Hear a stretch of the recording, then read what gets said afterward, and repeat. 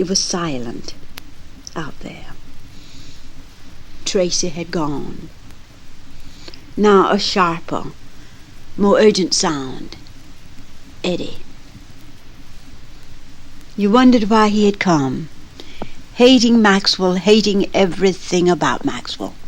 Last winter at Mama's funeral, even then, when he was broken up over that, he'd got upset about Maxwell.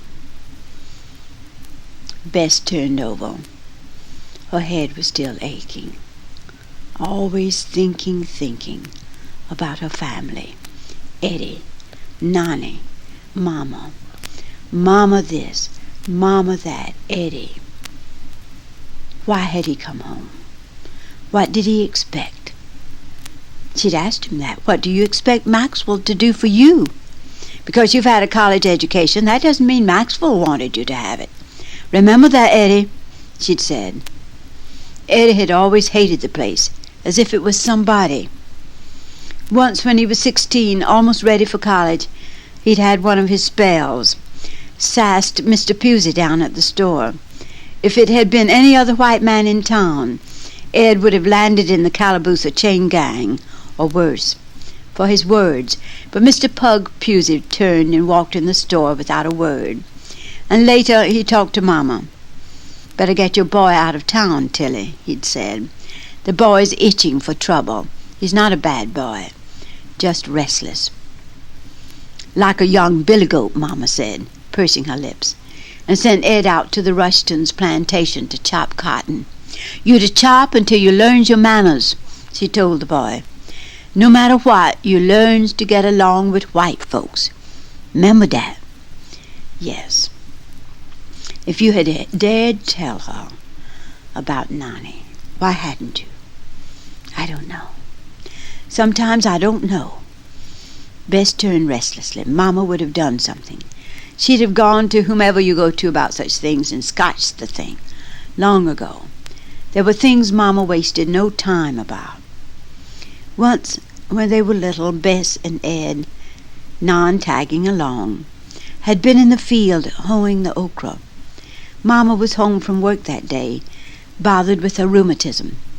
It was so hot they had flung away their straw hats, choosing the blaze of the sun to the heat steaming against straw and skin. Sand, burning feet were unmindful of it.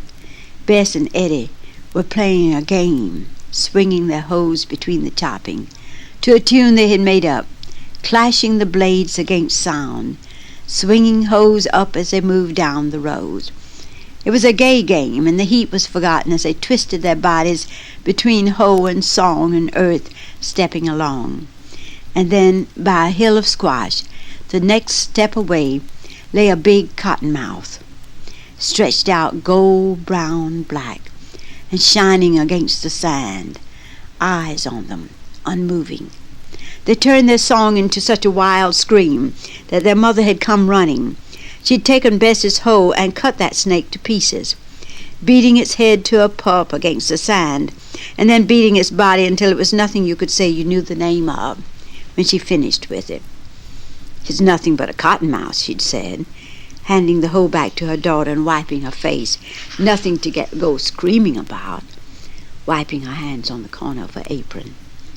But her children stood there, a killing in their minds, staring down at it, fitting blood and pulpy flesh back into the long, gold-brown black skin that had lain there a moment ago so smooth in its shining length, so threatening, now gone forever.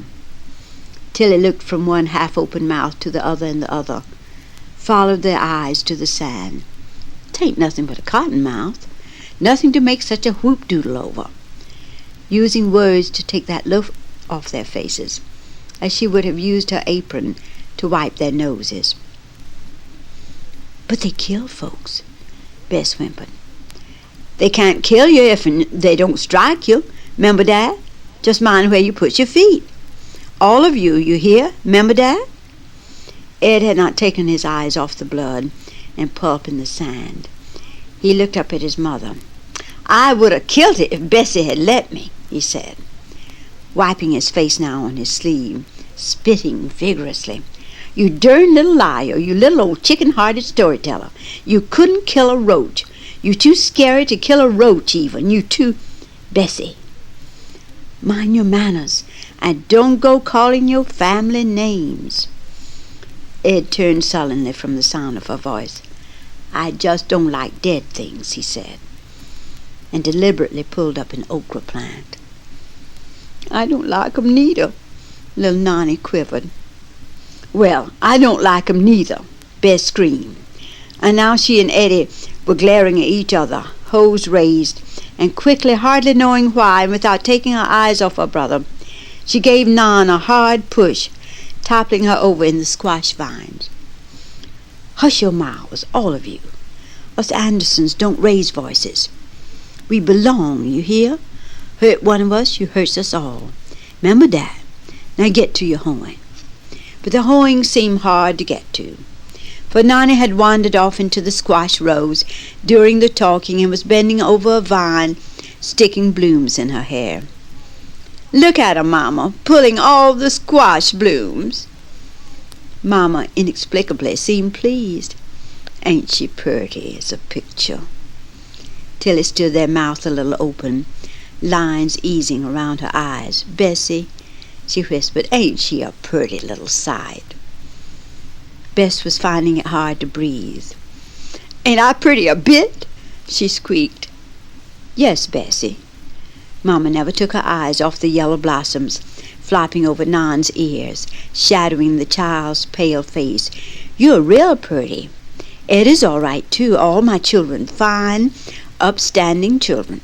But Purdy is as Purdy does. You all remember that? The Marlis looked at her family in the eye.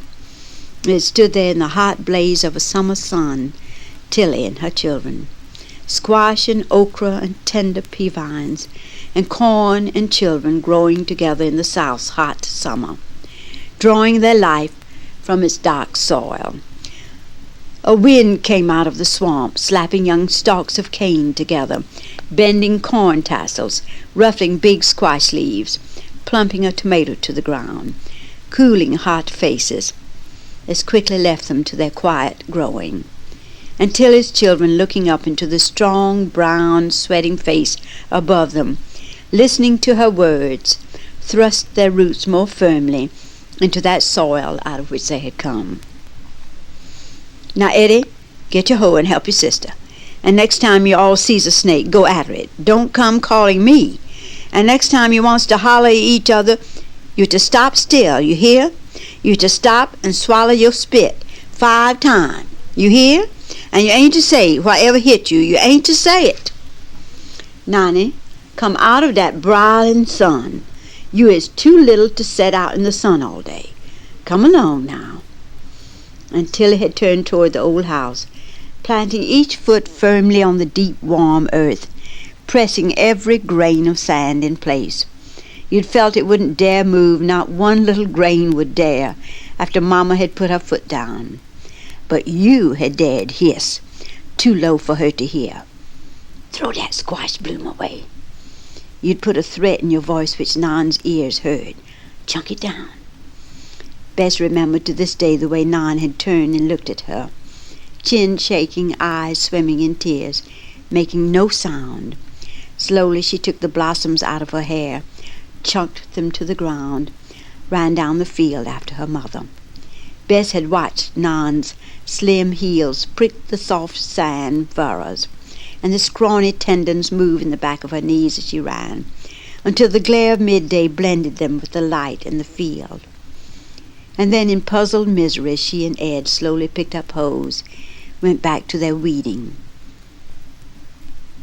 Now lying there in her bedroom, remembering. If she had dared tell Tilly, she would have taken a hoe and driven that white boy plumb out of their lives, and would have done it in the right way, minding her manners in the doing.